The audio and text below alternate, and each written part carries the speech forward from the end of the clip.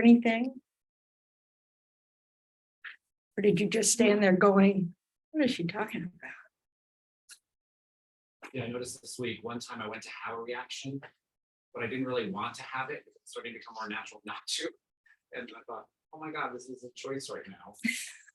Like, when I started to like react to something, I'm like, then it was gone. I'm like, wait, Yeah. So it's really interesting how some things just drop away. And of course, it's not like it drops away universally. It's just, you realize if you pay attention, there are going to be conditions where you just don't have to react. You choose to kind of go, oh, I can let that go. There's no energy there. You've kind of taken away the energy by thinking about things. That's what it was. It's almost like my habit keep going, but my mind was like, hey, you don't need to do that. It really is a choice. So it doesn't feel like a choice, especially when some strong state of mind arises, and then we just follow it. But afterwards we might go, I wonder if I had a choice. I wonder if I could have responded to that differently, or at least look at ways that I possibly could respond differently. So again, let's settle down and check in, take a few breaths.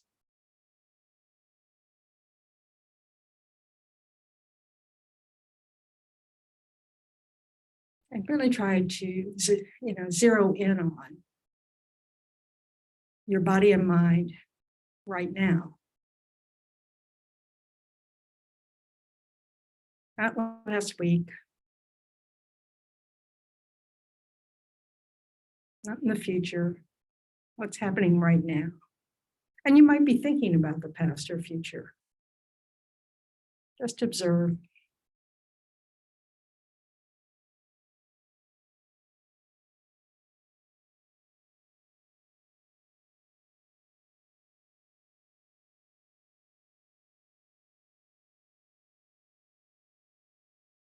Now think about why you showed up.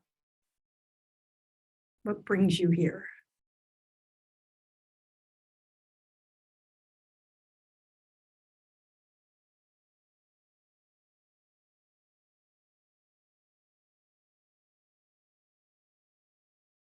Really try to set a positive intention to use your time well with respect to that reason.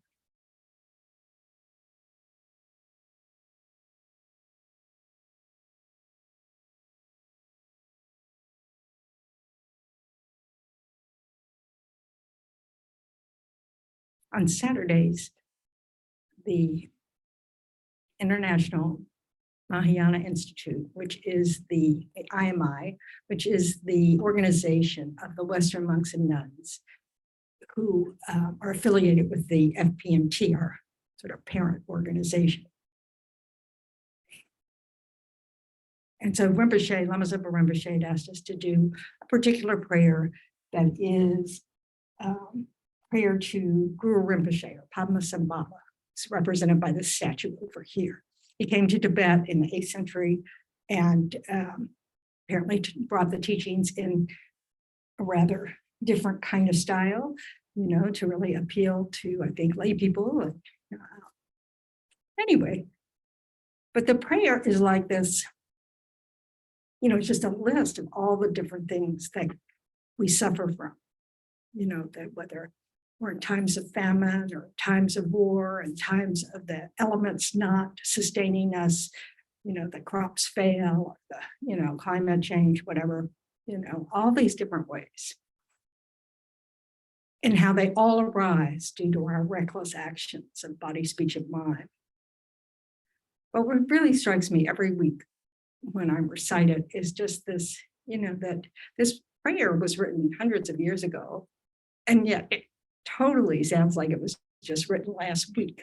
It's just like, this is the nature of our existence. It's that, we have incredible problems arise. We have sufferings due to that, So we really want to be aware of how positive our conditions are in this moment. If we have the freedom to be here, that's a positive condition not everybody has. So it's just an opportunity to kind of go, oh, I don't have it so bad. It's, at least I have a chance to work with my body, speech, and mind, because I have much better conditions than actually most of the living beings on the planet. So,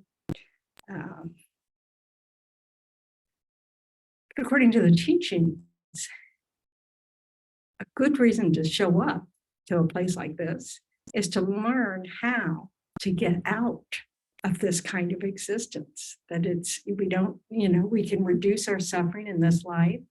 And we actually, if we keep working on our Buddha nature, our Buddha potential, we can actually end suffering for ourselves and then be able to lead others to develop that same kind of mind, the enlightened mind. So that's what appeals to me. It's sort of like, oh, you mean suffering could end? Okay, I can live with that. It's just kind of nice. So, but of course, I don't know if that's true. I don't have any great realizations to know that's true. I trust my teachers. I have great respect. They don't seem like crazy people, and their techniques that they teach me seem to work.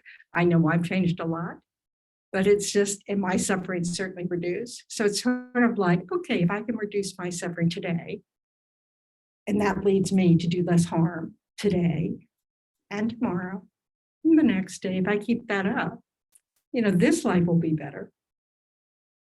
And if it's true that we take rebirth at the end of this life and we carry our habits, and depending on the conditions of the next life, we might be able to practice those habits again. And then slowly, we can keep getting our act together, our mind together, and be able to get to a place of no suffering. So I figure might as well aim for that, because if I can be a better person now, a less harmful person now, it's a win-win. This will lead me to a state of no suffering. That's a win. If it leads me to less suffering today, that's a win. If it leads me to not harming others, that's a win. There's just like, so to me, it's like a no-lose proposition. So might as well go for it. So no matter what reason you're here, it's just like, it's really worthwhile to try to work on ourselves in a way to be happier, less stressed, less grasping, because we do less harm when we do that. And then everything gets better, So even if it means that we just become an activist to, try to get our governments to change laws that are harmful, it's just, it's a change of mindset to kind of work for others rather than just keep working for ourselves. And we want to come from a place of peace, because anger and hatred don't help. Anger might kick us off to recognizing, just harmful situations, but we must find our wisdom in order to actually affect change. So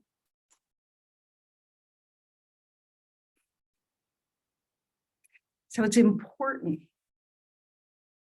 It matters to want to reduce our own suffering, because our own suffering does affect how we treat others.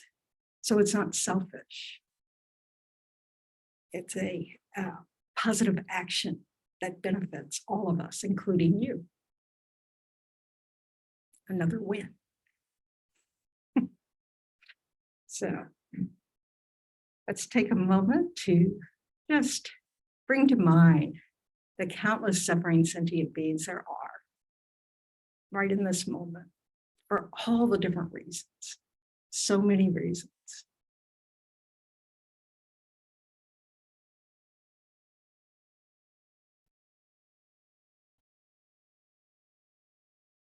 And make the wish that through our actions, through taking this class, whatever, that we can help create a condition where we don't add to the suffering of ourselves or others. So we can recite the four measurables. In this side of the room, it's page 34. Or if you can see the screen. This is a way of really practicing the mind that puts others in mind.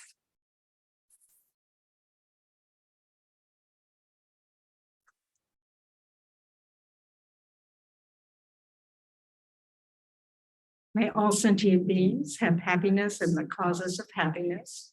May all sentient beings be free from suffering and the causes of suffering. May all sentient beings be inseparable from the happiness that is free from suffering. May all sentient beings abide in equanimity, free from attachment for friends and hatred for enemies. We'll recite the refuge prayer.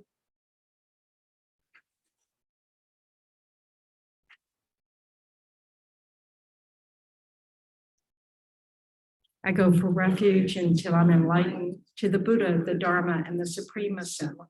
By the merits I create through listening to the Dharma, may I become a Buddha in order to benefit all sentient beings. I go for refuge until I'm enlightened to the Buddha, the Dharma, and the Supreme Assembly. By the merits I create through listening to the Dharma, may I become a Buddha in order to benefit all sentient beings. I go for refuge until I'm enlightened to the Buddha, the Dharma, and the Supreme Assembly. By the merits I create through listening to the Dharma, may I become a Buddha in order to benefit.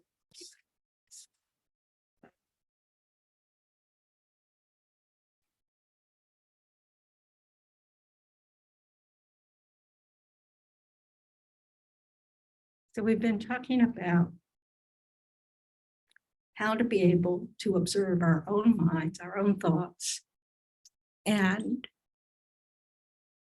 using logic and reasoning kind of check up to see if the way we're thinking is adding to our suffering or not, and in what way might it be adding to our suffering.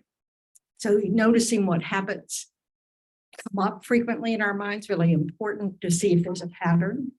If we have a pattern towards always thinking, daydreaming, like always thinking about, oh, if only, which just makes this moment really terrible, and then, or if our habits to kind of tend to flare up, we kind of seem to be in sort of a, like anger is really close to the surface all the time. And so that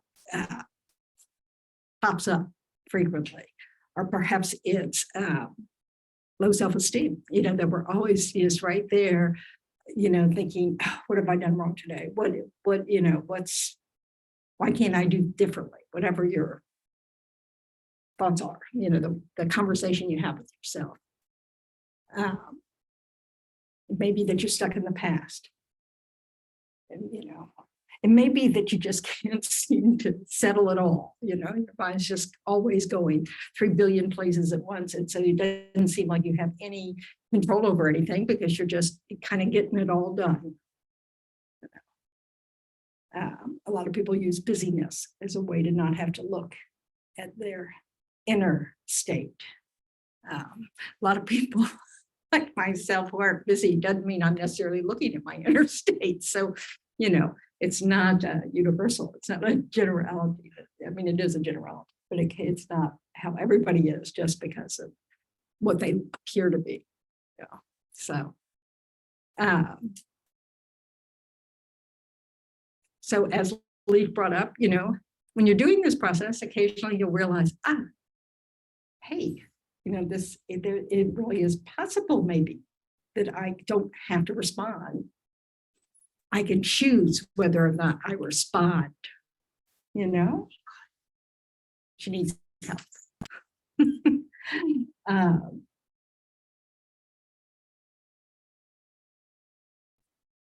Anybody else have comments on that? Anybody else working with that? Yeah, Anthony.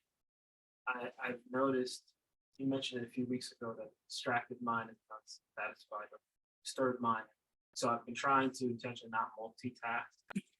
And so I know I'm choosing, okay, is this a meeting I need to go to? If I feel like the need that I'm going to multitask anyways, I'm not required to be here. Ask someone to take notes on my behalf or go there with the intent to learn if I need to. So just trying to determine which meetings necessary to attend. I am starting to notice now that when I do multiple things at once, there's like a layer of agitation under the surface. Because part of that, what do we know? What do scientists tell us about multitasking? It's not effective. It's a myth. We actually can't do it. So it's really, you just keep shifting from one thing to the other. So you can't really devote, you can't put your best self into whatever you're doing because you're being pulled in too many directions. Also, research has shown or indicated that we're not as happy. We're much happier when we focus on whatever it is we're doing, even if we don't like what we're doing. That being focused is something that we like. And we can know that when we feel scattered and chaotic, we kind of go, God, just want some peace of mind. Well, being focused is a type of peace because you're not running around in your mind, trying to, do you ever just feel like you have to keep going back to this thought because if you don't, you'll forget it? I don't want to forget. Well, put an alarm in your phone. Make yourself a note with an alert. Stop for bread on your way home, whatever it is. Because it's amazing how much time we waste and energy that we waste over things that are really small.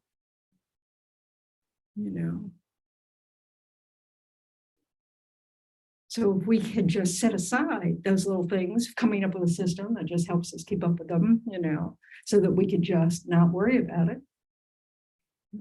I put everything on my calendar now because I simply, I don't want to be bothered with having to remember that, oh, today's the day I have to do this. I just put it on my calendar and it tells me today's the day you need to do this. It isn't that we don't need to plan. We do need to plan. But we don't need to obsess over it because we have tools to help us remember.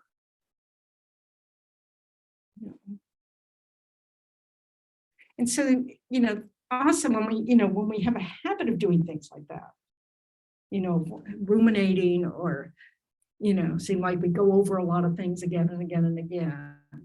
We want to ask ourselves, what purpose is it serving? Sometimes it serves a very good purpose. If we're observing, if we're trying to develop the habit of observing what's going on with our mind. My mind speaks faster than my mouth, then we want to apply. We don't want to just look, we want to go, okay, is this wise? Is there any wisdom in this conversation I'm having in my head? Can I bring some wisdom to this conversation? Or should I just drop this conversation altogether because I already know it's not going to get me anywhere? So it's not that all mental activity is useless. It's that we want to choose what kind of mental activity we're focusing on. We want to develop habits that are not just rehearsing our anger or our boredom or our wish list, or what we're going to do when we win the lottery. Because all of those things take us away from the enjoyment of now and our lives. The fantasy about what life could be like, can be useful in the extent of if you're bringing wisdom to it. Okay, if I really work on how to not become angry so easily, my life will be better. That's probably true. And it's something that's actually within your control, within your power.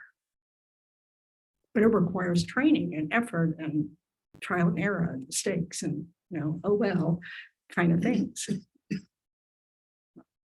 So it isn't that it's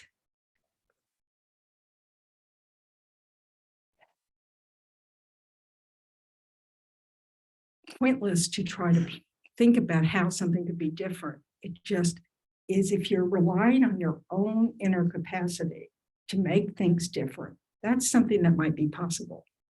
If you're relying upon winning the lottery ticket or, getting into that posh restaurant that's, not that I was doing that, but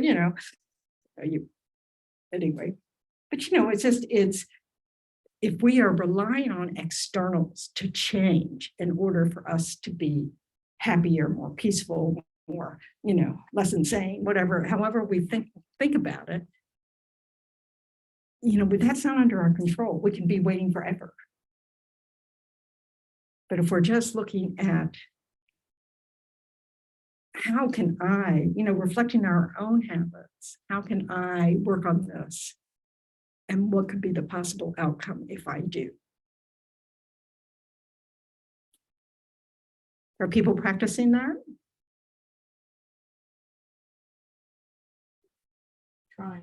Trying. What are some obstacles to it?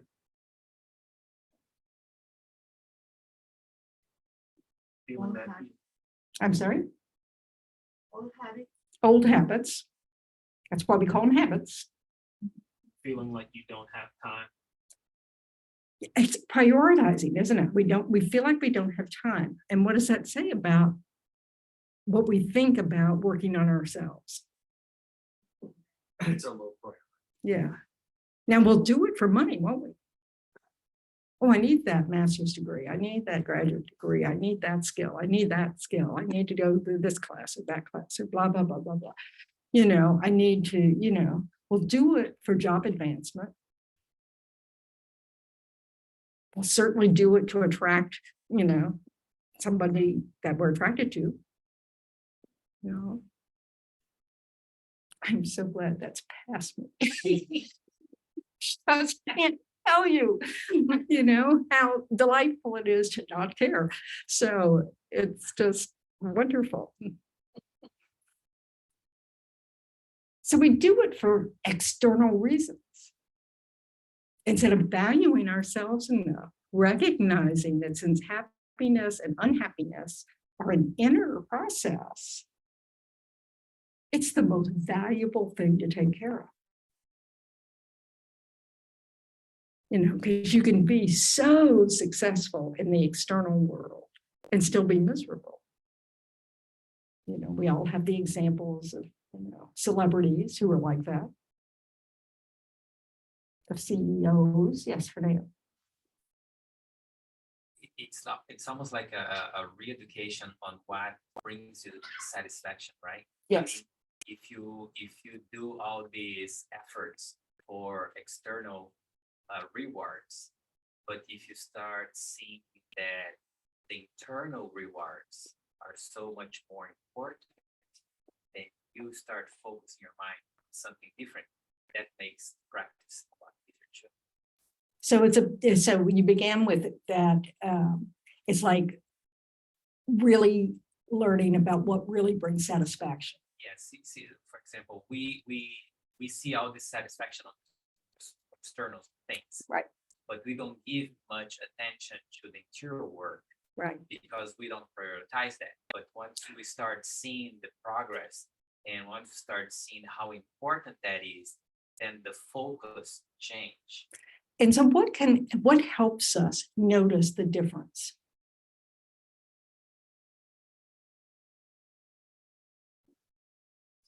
Sometimes other people close to identify that, but I do find that sometimes sitting down, and now I use a journal app to actually document things, right? To think about questions that came throughout the day, how I did, and the progress I've been making. So Yeah. more tangible. And it's something to, we have to notice. So when we notice, oh, I have a choice, then we can also notice later on, does it feel better having had a choice? This is, part of the idea of looking back on our day at the end of the day to kind of notice, okay, what didn't go so right? And then, maybe come up with a plan for trying to respond differently in the next time it arises, but also to look at, it really is more satisfying to treat other people well than get rewarded by the boss. If it's some of what you do, if some of your habit energy is to be dismissive of others that you work with because you're just trying to please the boss, that might be an issue for you. So it just depends on you. You have to really look at your own workings. But if you keep working with your mind, you might start to notice that the satisfaction we feel from mental efforts of changing the way we respond to things makes satisfaction longer lasting. So it's more than just getting, a bonus at work, or more than just getting the date with the person you want to go out with. It's more than just these moments. It's like if you're starting a relationship, the more you practice with your mind, the longer that relationship has the odds of success. So there's just, we all know that if you actually work with a relationship both partners have to work, with some wisdom in there, that helps the relationship. And so if the relationship is satisfying, then, it increases your odds of it continuing. So it's not that inner and outer are completely unrelated, but we just need to recognize that it's really this inner process that is the key factor in our satisfaction.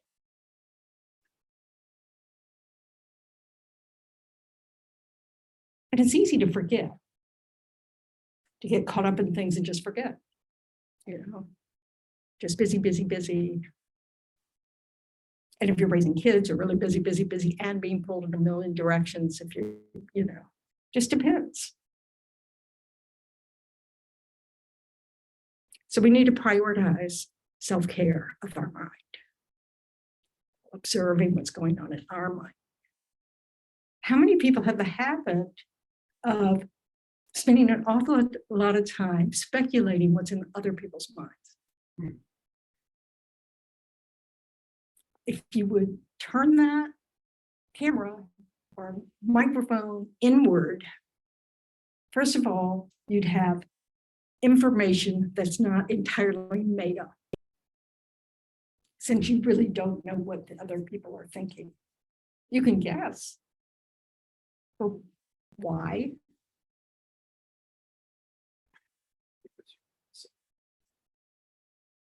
Because I do the same. That's how you can guess. And that might be an educated guess. Still not a fact. It can be useful when we're observing someone else acting out, say, in a way that we've seen ourselves do. We can use it as like watching a movie going, is this strategy effective? Is this person look like they're, becoming more peaceful, more happy, or are they becoming more agitated? So we can use it as a way to kind of do our little analysis about, how we want to respond. But if we use it to think we know what's going on with another person, that's just arrogance. It's ridiculous. And it's also of no use. It's not their life you're leading. We need to worry about our lives, not their lives. And again, that desire to fix externals, because we often have, what we think is a really good reason, but they're my friend. I want to help them, not behave that way. Just look in the mirror, just coming back to yourself. And if they ask, that's different. Yeah. Could it be also because you're trying to figure out what's happening, because then we feel more calm control Mhm. of the situation. Which is why it's pointless. We are not in control of the situation. We're in control of ourselves. We can use information about the conditions to walk away. We feel like that's appropriate. We can use that information to go, this is a waste of my time, just do something else. We can use that information as an opportunity to listen to someone else's needs, be mindful of their needs, whatever. But if our motive is to control it so that for our own purposes, not that it's quite so calculating as that, it's sort of not the point, because we really can't control others or the circumstances at all. We can just, the more that we are part of a good condition, period, whether anybody else notices or not, we don't disturb ourselves. And that can be a benefit to others. But it might not. You might be the only one benefiting. But that's okay, because then you don't have regrets about what you did later. When we try to control things, what happens? What kind of activities do we do to control things? Get angry. Yeah, that's one thing. Anybody try to use somewhat manipulative speech? Like we're sharing our wisdom, in order to get what we want. So we just want to look, how are we, we want to look at what's in it for us. I think that's the easiest shortcut, is just, where am I in this picture? What is it I want? Am I upset because I'm just not getting what I want? Am I trying to control things because I'm scared about the unknown?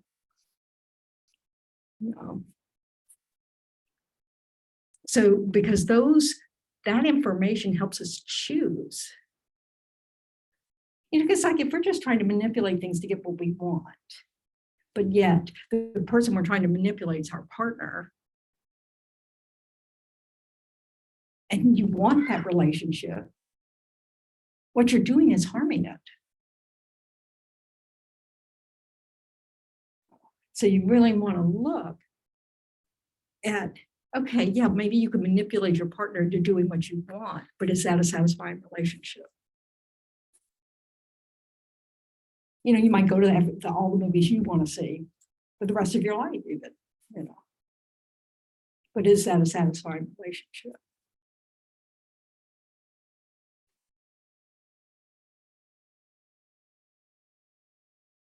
When somebody looks at you and says, I don't feel heard,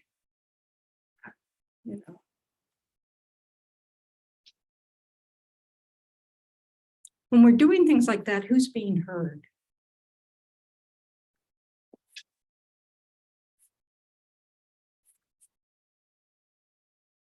Didn't hear the question. Okay.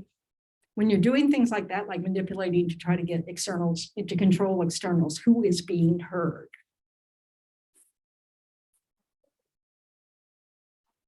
I didn't hear you. I think it's ourselves, because we're losing our time. Yeah, it's just us. We might be doing the talking, and who's being heard? You. We may just be trying to manipulate, actions, and, but all we're listening to is us. We're not taking input in from others and caring about it. We're only doing it to see if we can control. Oh, I need to know this because that information will help me control the outcome. You may be very successful at this. Some people are really good at this. That doesn't make them happier. Yeah. What I've noticed too is I'm starting to watch how I tell stories to people. The story hasn't changed from the last time I told it. I'm not growing. And like if it's the exact same story, I told it. The last time I told it, I'm not growing. So I might just start to watch when I'm communicating with someone. You go, yeah, I've said this already. Yeah. I've said it's not evolved, so I'm not evolving. And are they really going to be interested in hearing it twice? Or even if it's a new person, if it's Yeah. not the same story. Yeah. Evolving, then I'm not evolving. And you want to ask yourself, what's the purpose here? Am I making myself look good? Am I making myself be, generating sympathy from the other person? Am I, again, we want to look, am I trying to, is there something in it for me? From, to keep trying this thing that it's the same old, same old. On the other side, sometimes it's people like my mother will tell the same story over and over again, and I'll just listen. Because that's about you listening. Now to your mom, if she wanted to not bore her kids with all the same old stories, she might want to do something differently. She might not be able to, right? So we get to a point, we don't remember, right? So it's just, but so we want to look at, it's not the action, like telling a story again and again and again. That is not a problem. It's how we respond. So like you're talking about your response, Lee, to telling your same stories, realizing, oh, this is a clue, I'm not changing. The story just keeps coming out the same way, every time. I haven't learned anything here. We might look at the situation and go, isn't it lovely that my mom shares these stories with me and that I'm able to listen, just, be there for her. So it's a gift we can give.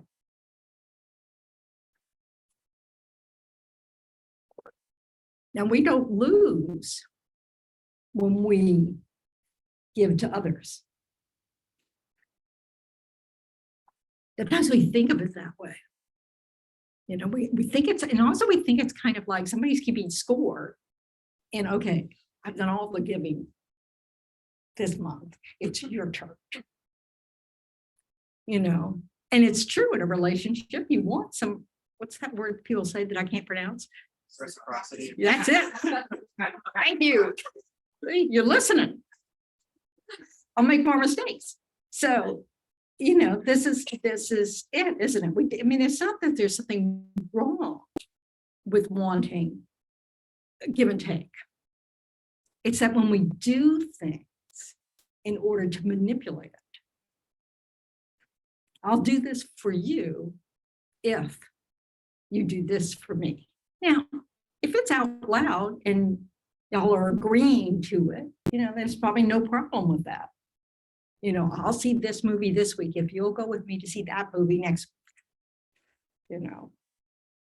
But it's when in our heads, we're just kind of going, okay, I want proof that they care about me. So I've got to set up a situation where they prove it.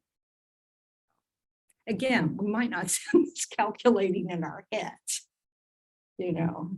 but sometimes when we listen to the conversations, we realize we really are being very calculating and petty and childish and greedy and all sorts of things, So we want to just be, really be ready to notice that and then be able to address it directly, not expect the external world to placate us in some way. Making sense? So lastly, we were talking about dependent arising. That this arises because that arose. Here we go again. You'll remember this too, like so.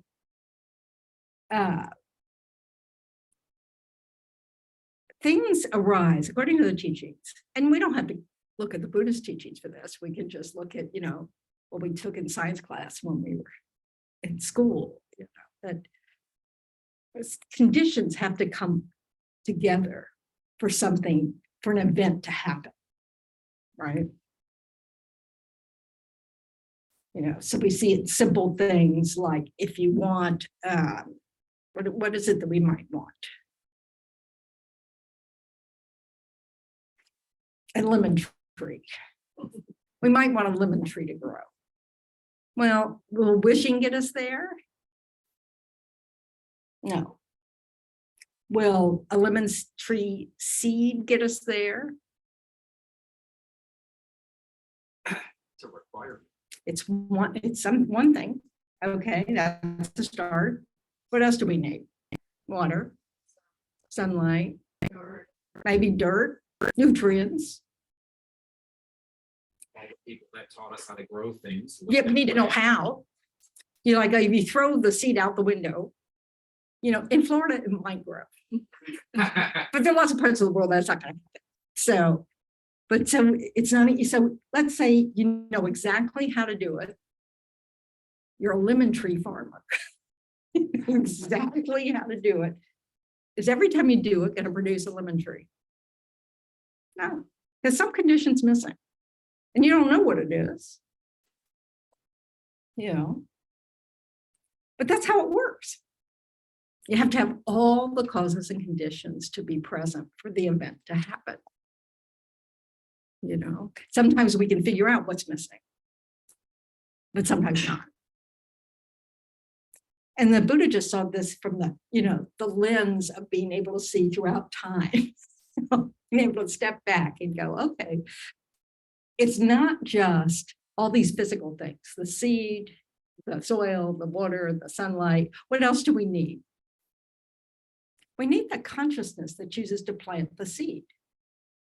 That consciousness also has lots of causes and conditions that bring it to that moment where it decides it wants to plant this lemon seed. You know. So taking care of our consciousness is part of how we can affect events that arise for us.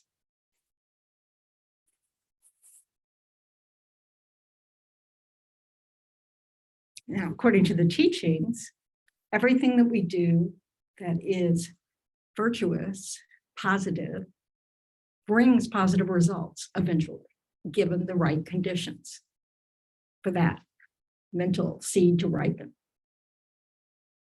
The same is true of our negative events. You know, we do something negative. That places a seed on our continuum that meeting the right conditions, something ripens for us that's negative. What else does planting seeds do for us? Like that, the lemon tree farmer. He plants lots of seeds, and what does he get? Lemons and more seeds. Yeah. Yeah, well, maybe if he sells them, you know, but he gets like a lemon tree orchard, you know, I mean, so there's, you know, so if we plant lots of seeds of greed, what happens? We get more greedy. We plant lots of seeds of impatience, what happens? Yeah.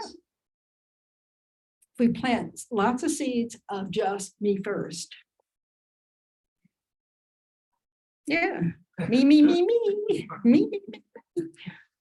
Yeah, so we want to be aware where that me is, you know, because it's direct in the traffic.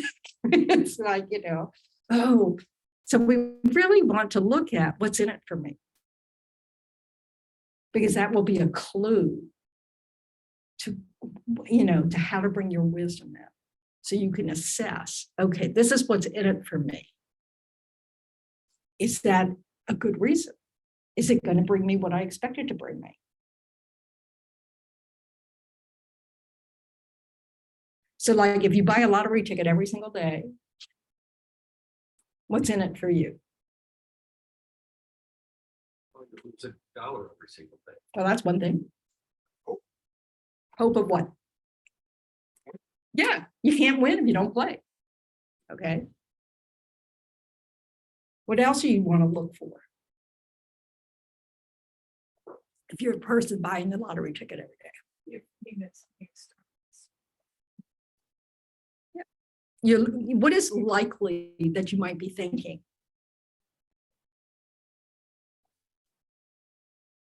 You don't have enough. We can just say enough. We don't have enough of anything. We want more, and we need money to get it. You know, or we don't have enough and we need money to be able to sustain ourselves. So if you're thinking that way, what's the illogic of that? spending money to obtain that opportunity. Right, spending money that you could be spending on that limit on something that isn't going to directly give you a limit. Yeah, it might allow you to buy the whole industry. But, what are the odds? Really, really little. So it's not an effective strategy for trying to fix the problem of not having enough. I see a question mark in Anthony's face. It just occurred to me that maybe the echo's happening because both microphones are on. Oh, yeah, probably so. I can't hear an echo. So I just hear my delightful voice twice. No, I'm kidding. You want me to turn it off? It was a guess. I might be wrong. Oh, no, we can't be on. That's all. Oh, It's a distracting thought there, right? yeah. And you brought all of us with you. Thank you. So it's our choice, though. Hey, you're going to follow the Pied Piper. So, all right. So the thing is, we want to be able to see what's popping up in our mind and then go, is it making any sense? It doesn't matter whether you buy the lottery ticket or not. That doesn't matter. That's totally not really the point. The point is your decision to buy the lottery ticket. Is it at all going to produce the results you want? If yes, because it's just a way to have some fun and, then every day when I don't know how they do these things, but, they read the numbers or something and you go, maybe it's me this time. My parents used to buy, when the lotteries were really, really big, if they were really big at Christmas, they'd buy us all a ticket, put in our Christmas stocking. I mean, we were all adults by this point, but, because they just thought it'd be so much fun. If somebody in the family wanted, it was with the explicit instruction we had to share.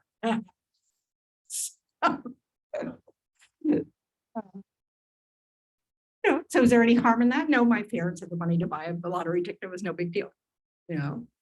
Was there any, problem with them thinking, oh, isn't this kind of fun that there's a possibility, No, there's nothing wrong with that. Where does it go wrong? When you really are convinced that you need that lottery ticket to win, to be happy, to get what you need. That's the mistake. Because even wealthy people have to work their inner processes to be happy. We are considered to have good conditions because we have some leisure time to do something like this. That's, not everybody has leisure time at all, so we also we don't have to be working every second in order to provide food for ourselves and our family. So, so we want to make use. Now, somebody who's having to do that didn't have a whole lot of time to learn about how they could work with their mind. Yet you see some people who are in those conditions that are peaceful. They don't spend their time all wrapped up in their worries and be miserable. How did that happen? Practice, probably from a previous life. Or, who knows? But it's really, we need to recognize these are the kind of conditions, we have the kind of conditions that are perfect for developing new habits that benefit our satisfaction in the long run. But it takes observing, analyzing what we observe,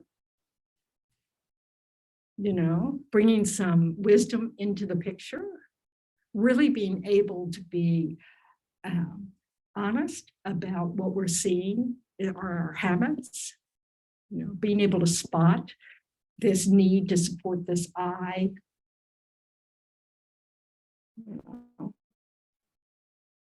without,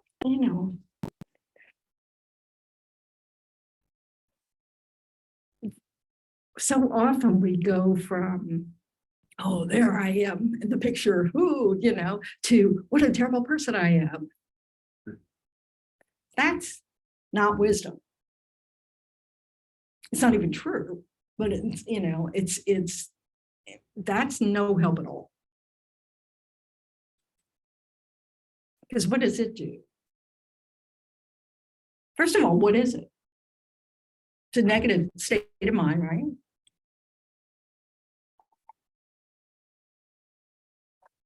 If you were saying that to somebody else, what would it look like? What would it, what state of mind is probably present?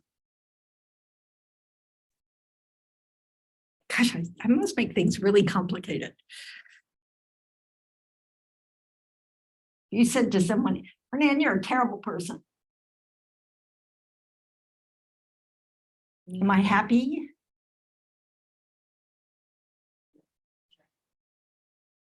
It's harsh speech, right? And, and if I want to harm you, you're supposed to feel bad now. You're a terrible person. You should buy that because I'm important,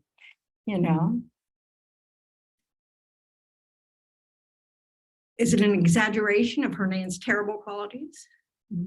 Gotta be. No one's a terrible person. Why is no one a terrible person? Everyone potentially. Well, everybody's potentially a Buddha. That's pretty good. What does that mean, that no one's inherently a terrible person? That they're constantly changing, they have different. Are they terrible in every single moment? Do they not have one good thought all day long? Are they always terrible? 24/7 terrible? Were they born terrible? Are they going to die terrible? I wonder if that's possible. To be terrible in every moment? The teachings say that there are people who get so burnt, they're so negative, they practice so much negativity that they burn up all their virtues. Our tradition doesn't buy that. So, some traditions do. But if Hernan was inherent, don't ask me why I use a specific example. But if Hernan was inherently terrible, what does that mean? Can't change. That he can't change. He would always have to be terrible, always would be terrible. He would just embody terribleness. There would be no other part. He'd be born that way, he'd die that way. There's just no change available. No one exists that way. So when you tell yourself you're a terrible person, it's not true. It cannot be true.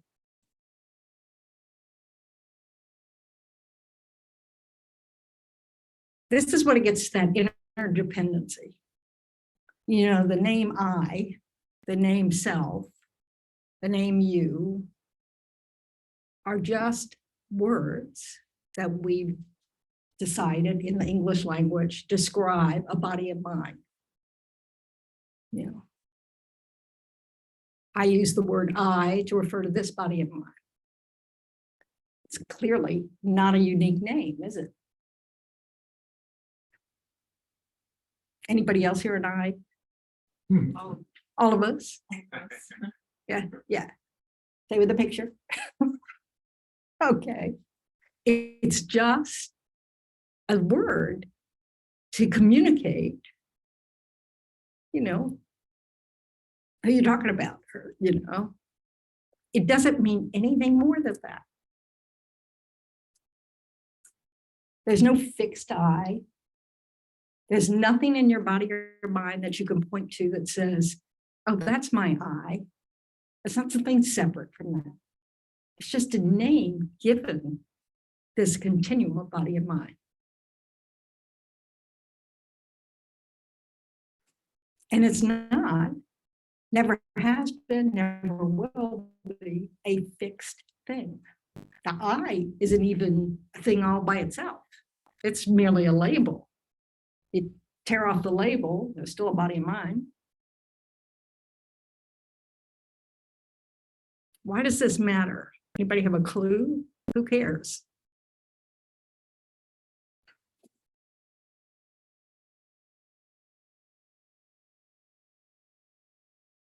Have you ever felt, are you aware of your sense of I?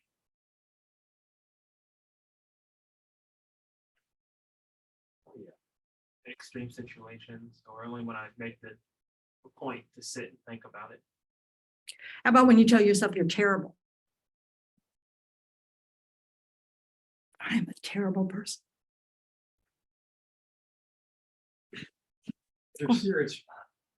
Yeah, well, I can, you're, I mean, I'll say joking, a joking way, right? yeah, but not necessarily, well, I mean, that's fine. Obviously, we need to know what's behind the words we use towards ourselves. But if we notice that we have a habit of thinking that we can't do anything right, that's going to be an obstacle to us trying to do anything differently because we can't do it. You know, we just developed a habit of thinking, oh, I can't, not going to happen. It's not true, but that's what we do. Yes, I guess I notice how I perceive the I often, but how it exists or how I understand it intellectually, I don't think about it often. So Yeah, we when I don't think feel- about it. Yeah, so when that feeling of terribleness or sadness is there, It's I think not, it is me. yes, and this is the thing. We don't have to worry whether it's terrible, if the word is terrible or great. It's the I we want to think about. The fact that we grasp onto this I wonder. You know, You know, last week, I was talking to a few people that even when I get a compliment now, I'm like, thank you for your perception, because it's really them looking at this thing they're calling I, but it's not, I'm grateful for it. But I'm starting to, as I look at the I more and more, I'm starting to disconnect. Wait a minute, that's their perception of what they thought I just did, not who I am. and And then Is I there- just did it. is there an I am? Exactly. Yeah. This is what we grasp after. This idea that there's some way we can say, I am fill in the blank. And the Buddha said, there is no such thing. Good luck with that. You know, why is that helpful?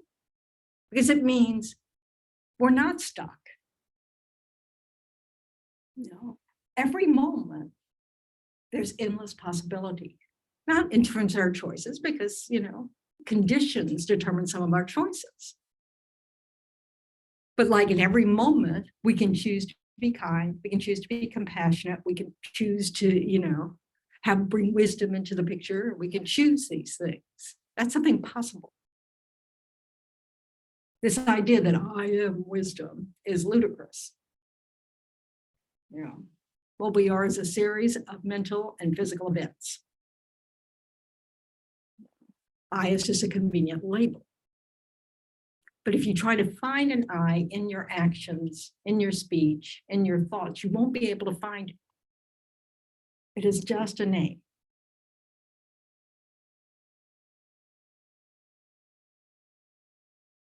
This has importance because we cling to this I as if it is something separate. You know, there's this little I we have to take care of.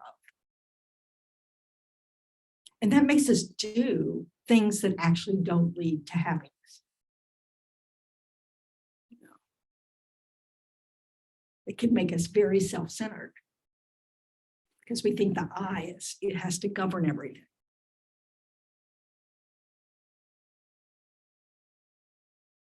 And it doesn't actually feed the sense of being part of our interdependence, being part of, you know, living beings.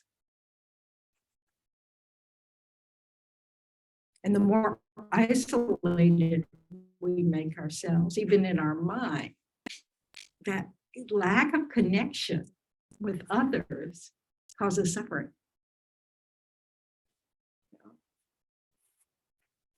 Oh, Tom. Sorry, I didn't see your hand. Hi, I was just wondering, can the aggregates function without the I? Do The they function aggregates, in without fact, the I? function without the I. The I is the Okay. name given to the aggregates, but if you point to any of your aggregates, do you find an I? No, I know that when you do the analysis, you wouldn't. Yeah, because You would- it's just literally, so now are we the collection of our body and mind, of our aggregates? Aggregates is just a fancy word for body and mind. Right, we are. Okay, so of all of our parts, the easiest way to talk about how the I is only designated, it's merely designated on a body and mind, right? It's just a word. It comes from conception and conventional acceptance, and that's what we call this body and mind, you know, in English. So, but it's not the body and mind, is it? You can't put to the, because which part is it? You know, it's not the mind. It's not the body.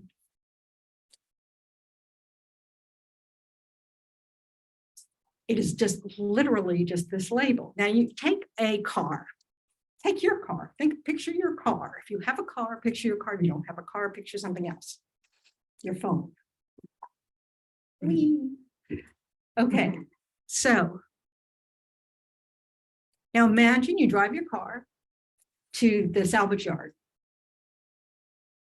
and you give the car to the salvage yard person who puts it in their crusher.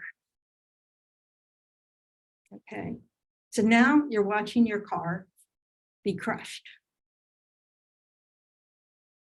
And then finally it's a pancake, right? Is it still a car? Why? It doesn't have all the parts that make a car. They're all there. Well, You didn't take anything out. Functionality has changed. Can it function as a car? No. It's actually not a car. It's a bunch of parts of what was once a car. You know, it's not a car. In the same way, our body and mind as a collection is still not I. So when your body dies at the end of life, there's still a continuum of mind that continues. Gee, how redundant can we be? So, yes. So without a sense of I. Did I say not to have a sense of I?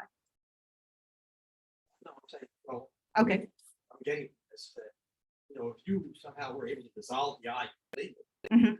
how would we function in life? Because dissolving the I completely doesn't change your ability to function. It never existed to begin with.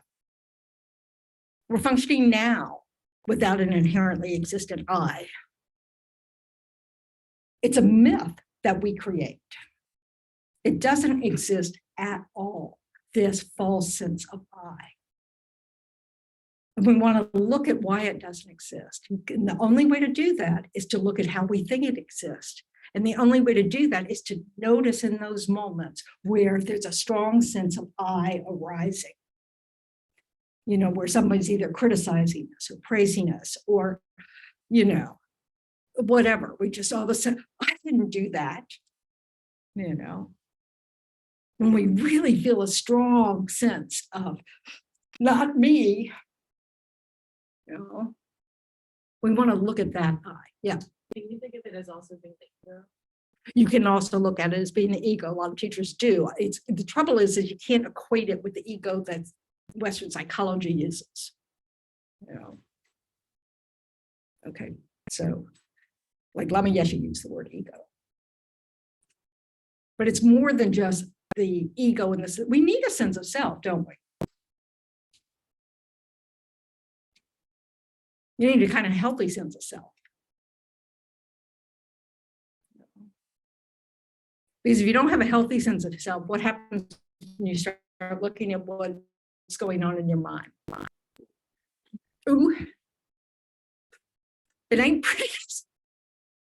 If you don't have a healthy sense of self that can go, okay, yeah. So sometimes I have really, mean thoughts, greedy thoughts, selfish thoughts, whatever it is, outrageous thoughts. Oh, it just can, sometimes you can just all of a sudden go, I can't believe I just thought that. Yeah, it's sort of like, where did that come from? It's kind of, but it didn't come from nowhere. It came from somewhere. Just we met certain conditions and said, there it is. So, For me. yeah. So this is the thing, right? So we want to be able to understand that it isn't about acting as if there isn't a body and mind over here that's, has a different continuum than the body and mind over there.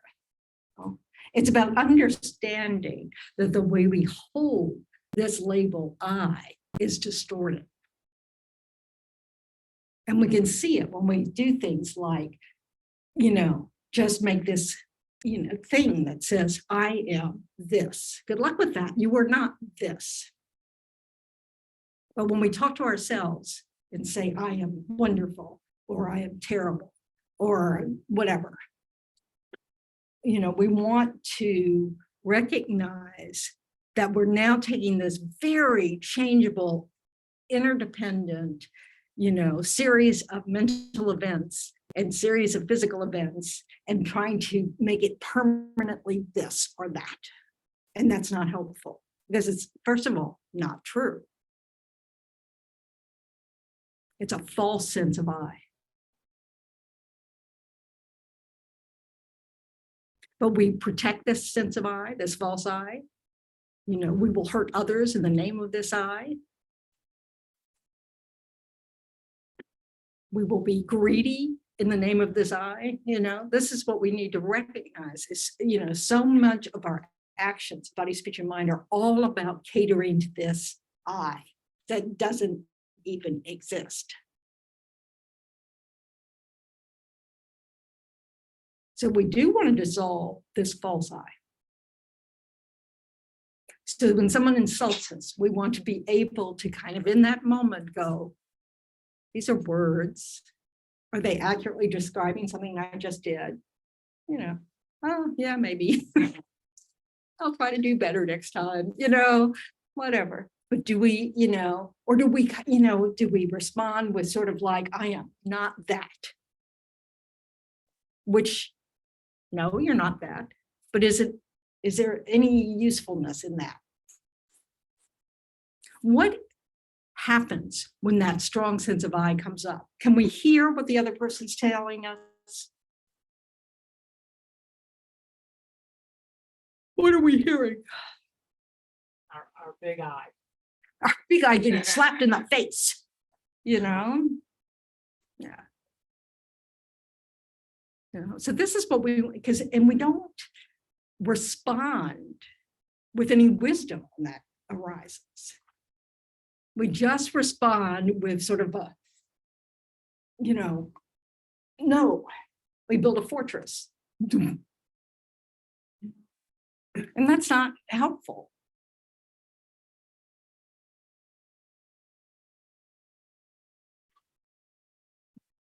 What?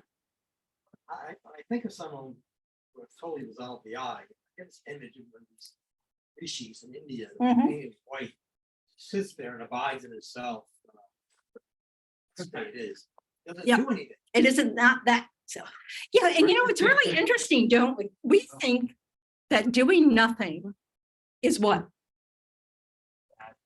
Bad, lazy, pointless, wasting time. Okay, if that person, if you could get in that person's mind and body, and you experience nothing but bliss, what would you think? I want some of that.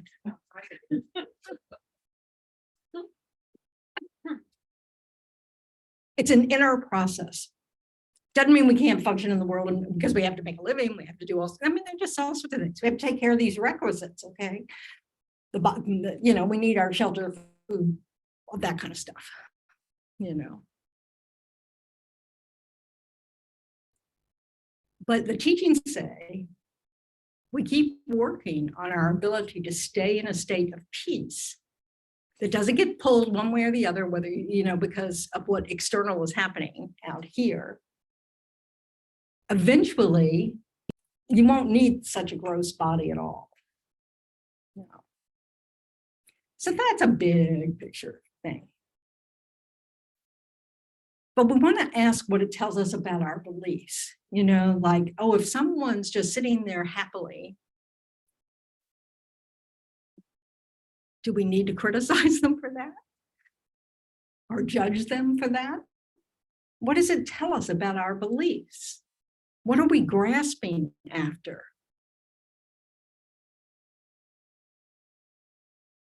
That our version of what is useful is right. That our idea of how to be successful is right. So we've put up a huge barrier between this person and the person sitting there. And then we judge them, and then we make laws against them, and then we, you know, endlessly, you know. We're not going to be able to think soon in Florida.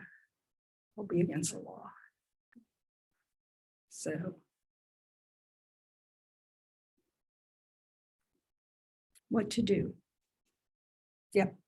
So what's the difference between equanimity and indifference? What's the difference between equanimity and indifference? Does equanimity equal indifference? Why not? She's saying no, so I'm just going with that. I decided to agree with you. Okay.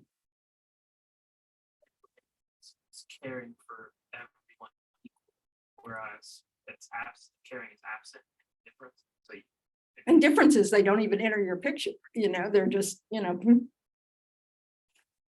equanimity is seeing everybody as equally desiring happiness and not wanting suffering, as equally valuable.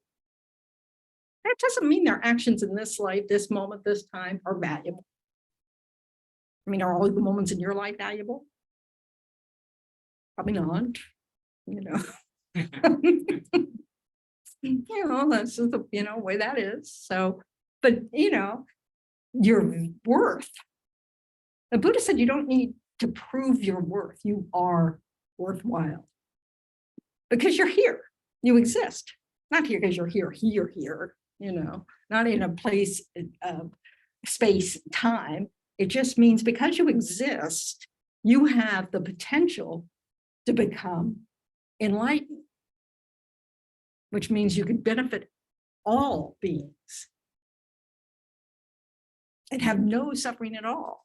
I can use that, you know. But it's just, it's not that you have to prove yourself worthy. It's not about that at all. Or blame yourself, you know, for your negative actions, you know, in the sense of, oh, that means I don't deserve happiness. It means if you bring wisdom into it, it is just logical that caring for others is a more surefire way to success in being happy for yourself. Because if you look at all the troubles that are human created in the world right now, where do they come from?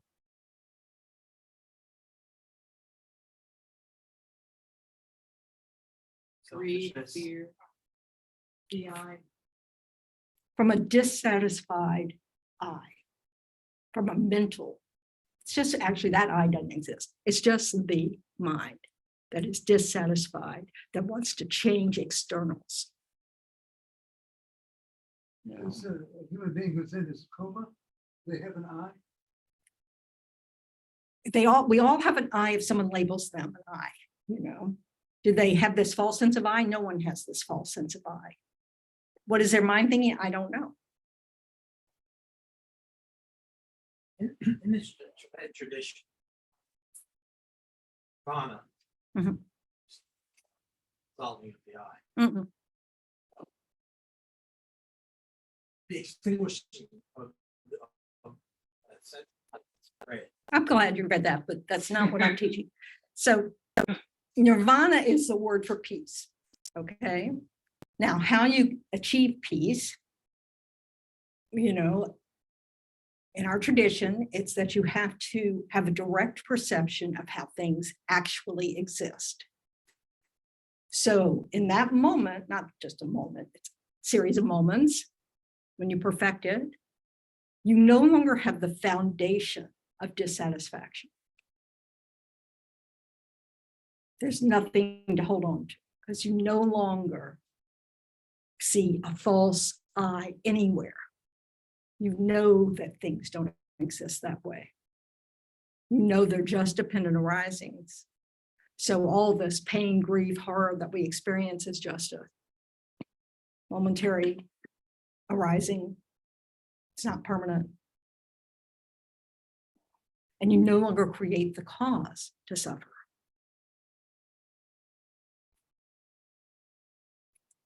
So it's not this, it's not, you know, saying it's just this dissolution of I is too, it's not accurate because it's not about, who cares about the label I, okay? It's about understanding how things actually exist, including how I exist, how myself exists, how yourself exists, how this cup exists, how the universe exists. And we'd have to do a lot of contemplation. And a good place to do it is with the contemplation of how I exist. What is this self? Can I find this self? You know, and the Buddha just said, if you look for it, you're not going to find it because there is no fixed permanent self. It's just a series of moments and everything is like that. Like the car that's in the salvage yard now and it's now a pancake. It's not a car anymore. Has it ceased to exist? Well, it never existed. No purpose. That function has ceased. That's all. Now it functions as a lump of, you know, a giant paperweight. I don't know. You know? Of course, we have consciousness, so we're different from the car.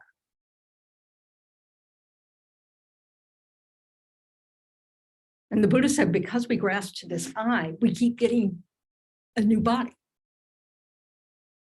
We go through this life, this life ends, you know, this body ends, then we just, because we're grasping in the I, we go straight for another body. And then we're born and we repeat all this misery and suffering, you know, and then we do it again. But if we finally see how things actually exist, that will stop. You're no longer under the control of ignorance. Our aggregates are born out of ignorance. Our form and all of that is born out of ignorance. Some traditions teach that the mind ceases at that point.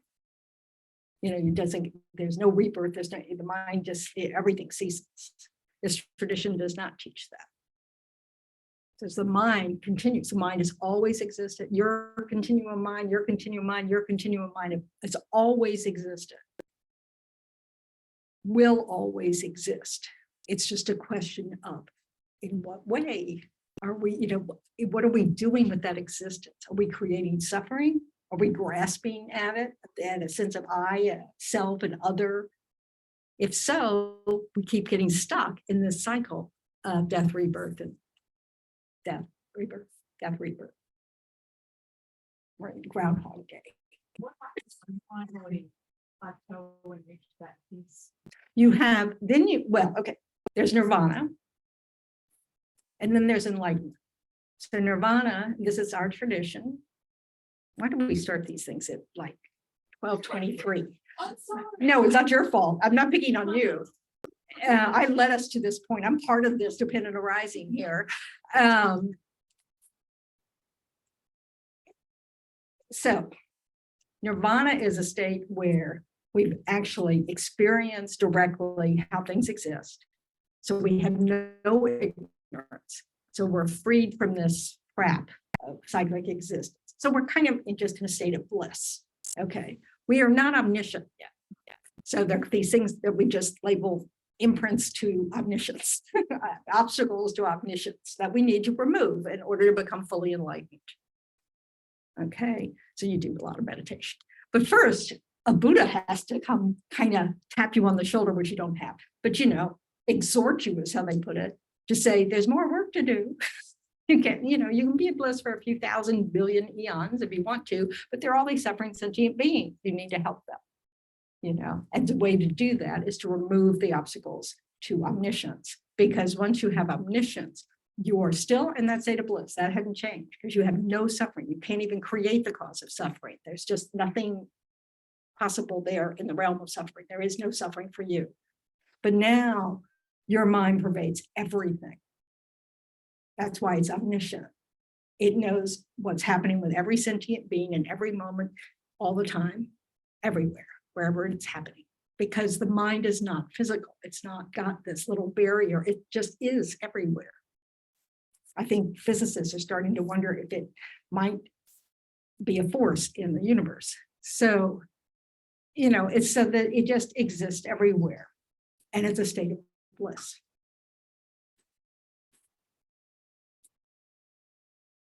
So it doesn't need a physical body.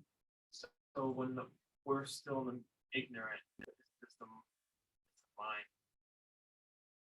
confused and remaining here? Because It's the ignorance. It's grasping Right. in an eye. Okay. So it stays in their eye. That's why it seems obvious that it's Yeah, and that's what, but it's so interesting. Like usually when we say the mind in our little culture here, where do we point? Where's your mind? That's what Buddhists do. Tibetan Buddhists in particular, they point to the heart. That's where they think the mind resides. Now, scientists can't find the mind either. So, we don't have to feel stupid about it. It just, there actually, it doesn't seem to be a location because it's not physical, according to the Buddha. If scientists keep looking for just a physical location for the mind, they might be stuck. The brain is in the central nervous system, all that stuff that's going on in the body is extremely supportive of our minds. But we really want to develop our minds to the point it doesn't need that kind of physical support.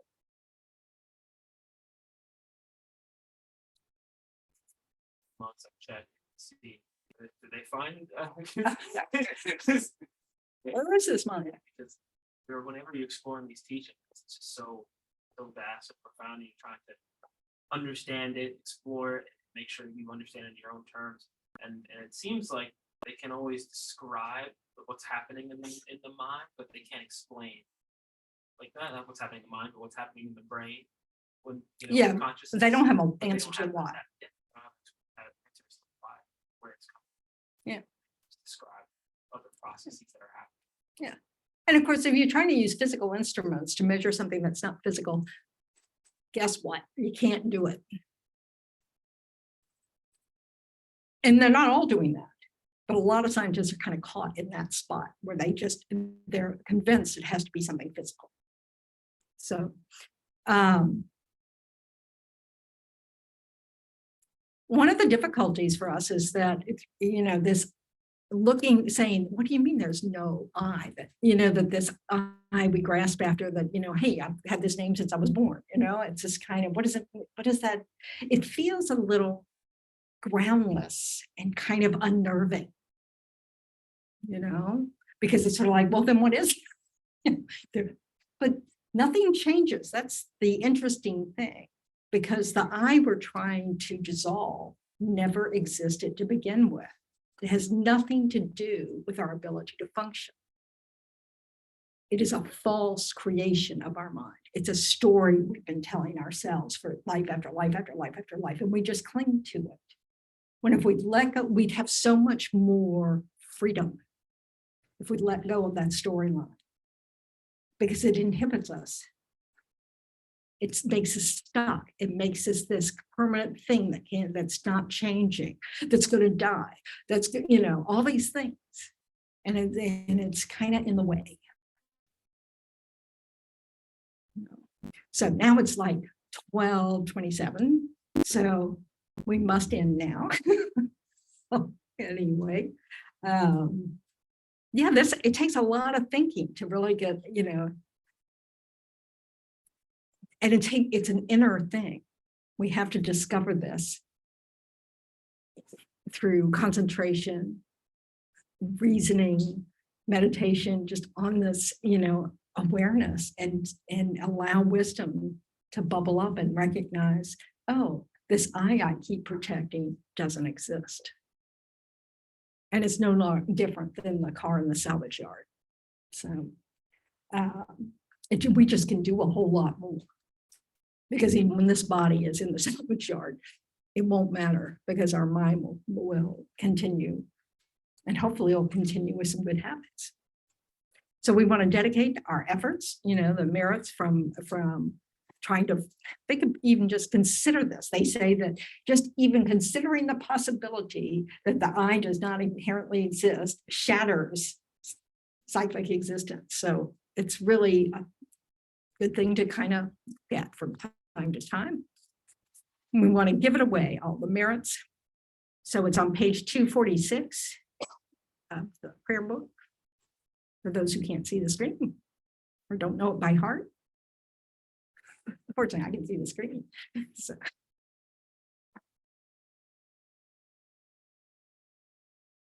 So really think, rejoice, and your efforts. The questions you come up with, your participation.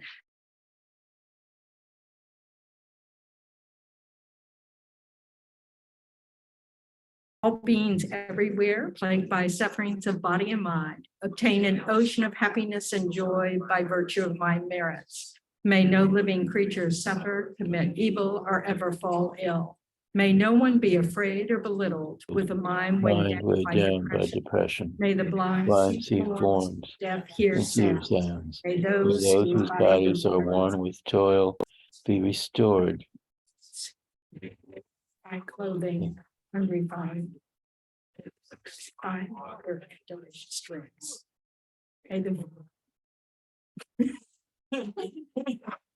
Remember the old, what they call it? Now the person in the booth with the camera, with the film. And if the film all of a sudden started to melt or something, y'all are probably too young for that. Where are we? Oh, we're there. May the forlorn find hope, constant happiness, and prosperity. May there be timely rains and bountiful harvests. May all medicines be effective and wholesome prayers bear fruit. May all who are sick and ill quickly be freed from their ailments. Whatever diseases there are in the world, may they never occur again. May the frightened cease to be afraid and those bound be freed. May the powerless find power, and may people think of benefiting each other.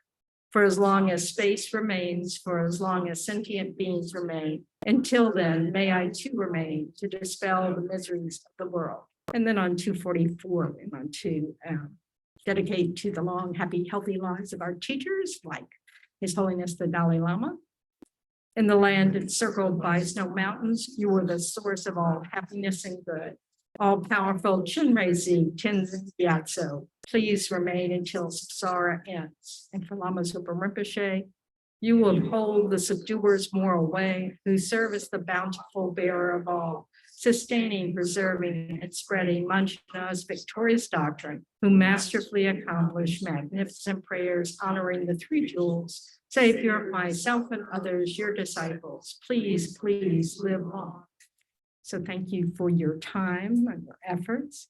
And as always, we encourage donations, giving from the heart. If the teachings benefit you, the way we survive, why these centers stay open is from your kind donations. Otherwise, we cease to exist, but only metaphorically. So anyway, the announcements. Yeah, everyone join us for the meet, greet, and eat afterwards. Even if you didn't bring anything, it's not necessary for everyone to bring something. So do that. And then also Tuesday, we're has the Day of Right. Miracles. Tuesday's like a holy day. It's a day of miracles. It's the final day of the series of a time when the Buddha demonstrated magical abilities. And so we read, we do a Shakyamuni Buddha Puja, which is just sort of like goes over all the wonderful things about being a Buddha, you know. So it's like, oh yeah, I'd like to be like that. I'd like to be like that. So it's a great day for merit, you know. So anything else? That's it. And check our calendar, you know. So Yeah, 7:30. I want to thank everybody for the donations that they made for our little food bank out there. And keep them coming because we've got a couple people we kind of adopted and, you know, so we need to spread it out for like the next 2 months. So thank you very much. We've also gotten an abundance of canned beans. And as much as, you know, they're appreciated, some of the people that we're dealing with don't eat beans, so. I'm one of them, so I gave Oh, all are mine you? away. No, they're my hurricane food. Yes. I pretend I'll eat them when there's a hurricane. And then they're being delivered today, so Okay. we can rejoice. We can rejoice, but Yeah. we need more donations in the future. 'Cause We're Yes. trying to make it last 2 months and Yes. don't just bring the same thing. Do better than I did. So, all right. Thank you, guys. Good to see you. Thank you.